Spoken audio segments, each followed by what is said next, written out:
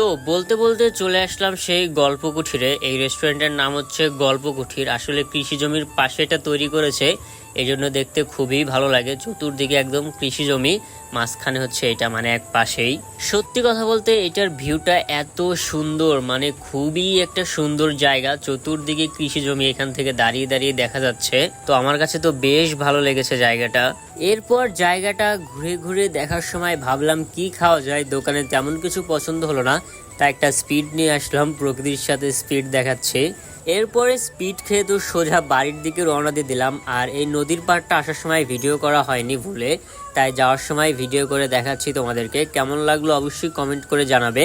আর এইদিকে কিন্তু চতুর্পাশে এরকম ব্লক দেওয়া, এই সাইডেও তো একদম পুরোটা এরকম ব্লক দিয়ে দিয়েছে, অপর পাশেও ঠিক সেম অবস্থা। তো জায়গাটা আমার কাছে বেশ সুন্দর লেগেছে, তাই এখানে কিছুক্ষণ বসে ছবি উঠিয়ে তারপর বাসায় চলে গেলাম বিকেলবেলা।